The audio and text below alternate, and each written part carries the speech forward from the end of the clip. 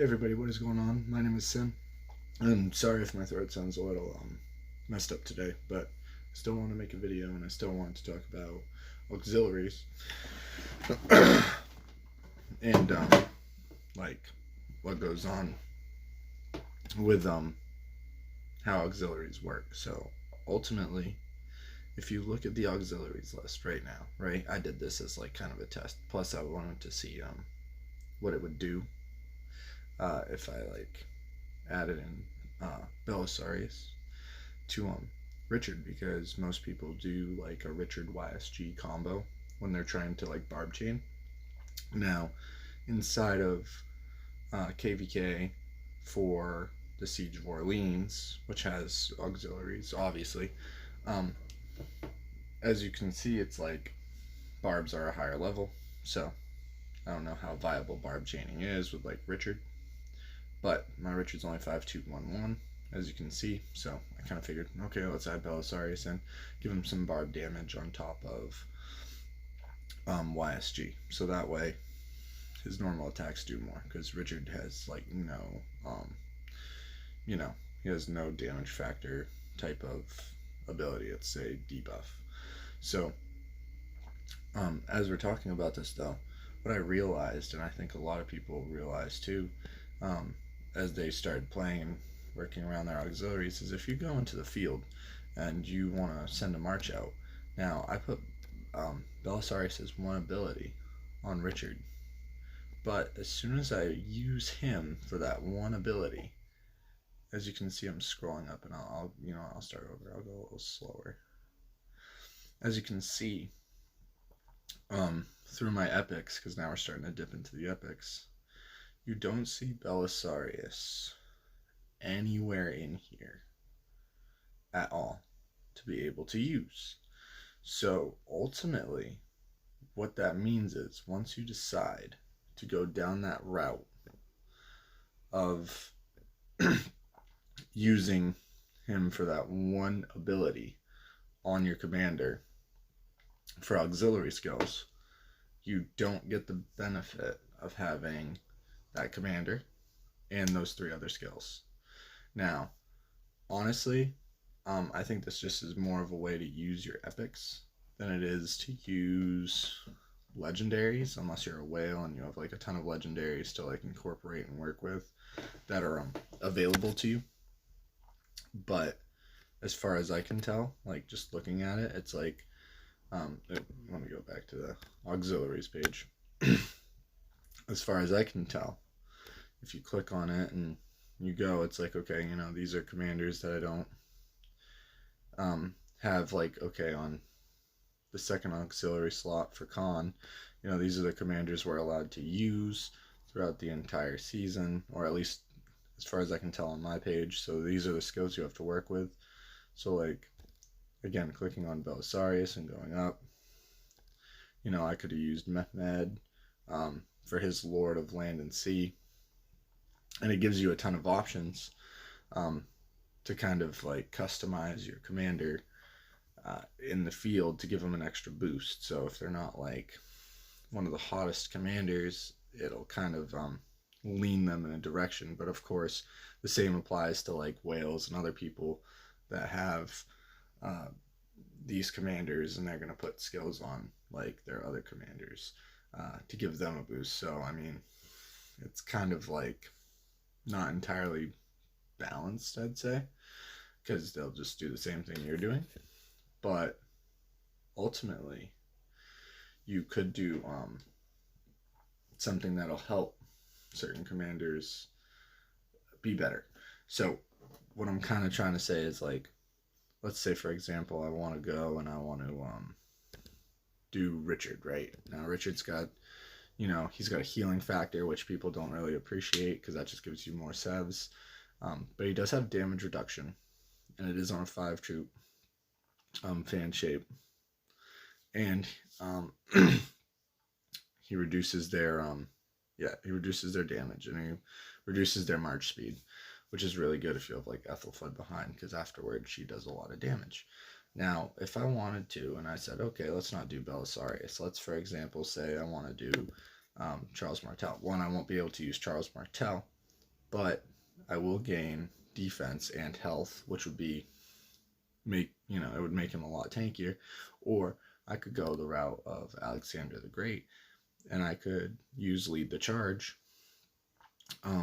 which for him, that gives him a 1700 damage factor at random, and it reduces healing effects of another commander. So ultimately, it's like I'm getting a double debuff of like reduced damage and reduced healing factor for anyone that heals, not reduced health, like what Scipio does.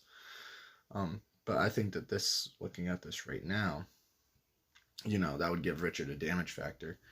So he actually does something, and he has debuffs. Now, even though it's like 10%, I mean, it still would do something with having Ethelfled right behind him. So that'd be pretty good if that's like the route you want to go with a little tankiness. I've not tried this or tested this. It could be pretty good though. It'd have to be tested obviously to see how viable it is. But I'm thinking if you're tankier and you're able to stay on the field longer, if you don't get swarmed down obviously and killed, that just gives you a higher proc chance on that 10% to do 1700 damage factor longer, because you're able to stay in the fight longer, so you're able to like proc longer. At least that's working out in my head. Sorry, that's my Call of Dragons, because I'm also playing Call of Dragons. So, I got a video coming out on that soon too. Just a little quick shout out because I saw that my troops trained was done.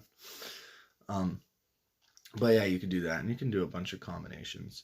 Like, you get Divine Julius, and that's a further damage reducer, depending on like your troops. It says it in the description. I'm not going to read it off because that's a lot.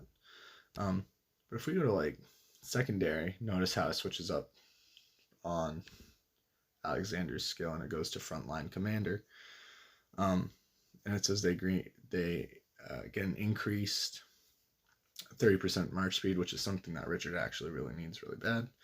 And then he gets 30% increased attack. Now, that's not something Richard really needs, in my opinion, because honestly, it's like he has no like way to do damage in an AoE, which is like what the meta is currently.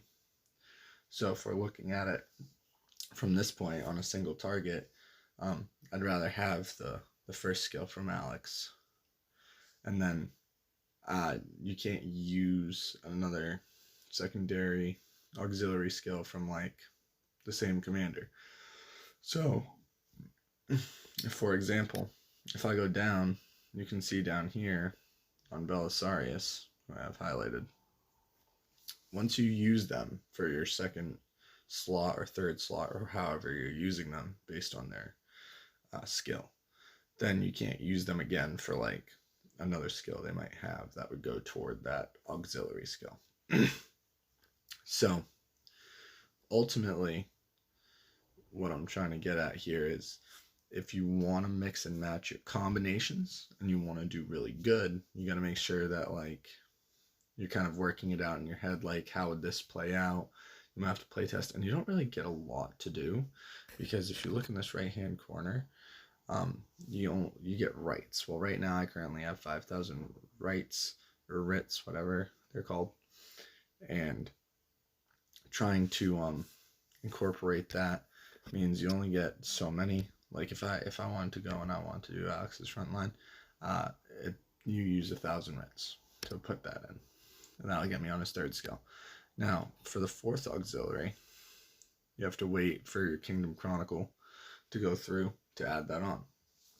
But I'm trying to look at it from this perspective. If I was to go with Alexander the Great, I'd rather probably do this. I'm not sure about what combos I'm going to do yet with him. But there's a ton of choices that you can do. And sometimes I don't think you should be, you should look at what the meta is. Like, okay, currently I'm working on my Scipio. And I would rather use certain combinations of these commanders with Scipio, and then put another commander pairing with Scipio on top of that, and then make that a really good march. So ultimately, I guess what I'm working in here is you might end up reducing your marches, like your march count, to have an extra skill on a certain march, but that march will be a lot stronger. So its survivability and damage factor, or whatever it's going to do in the field, is going to probably be more beneficial if you're a free to play player. You're probably not bringing that many marches anyway that are like expertise or anything. If you're in Season of Conquest, like myself, with everyone else, um, you're definitely gonna have to make some tough choices. I'm not free to play. I'm actually a low spend, but I don't spend that much, so of course my account's still not like way up there. But I'm definitely trying to work in some combinations and figure out what I'm gonna do. And when I come back after like a really good fight or something, I'll put it out there as a video and let people see like how that worked out and what trade-offs there were, and what I think the auxiliaries at this current point in time, because I'm sure they're going to change from season to season. I'm sure it's not going to be the same commanders. I'm sure they're going to put different ones out there to kind of throw you a curveball, so that way you kind of have to like rethink about, oh hey, how do I want to make this combo or whatever, and work that in. But until you're like a whale that can like throw so many marches out or whatever, I think that this is a really nice idea that they've thrown into the game for free to play, is to kind of like, hey, even if you're not bringing the most marches, you're bringing a stronger march, which is essential in fights. So yeah, with that being said, be on the lookout for a video of me and what auxiliaries I put on certain commanders and what I think will work. I only got 5,000 rights, so I gotta try to like work this out statistically and hope that it like pays off. But yeah guys, no, thank you for watching the video. I really appreciate all the support I've gotten up to this point. I'm hoping to get to 100 at some point, so please leave a like on the video and share the video with your friends, and hopefully get them to subscribe or whatever, so we can like get right up there and get right in the community with everyone else. So yeah, with that being said guys, I hope you all have an amazing day. My name is Sin. Peace.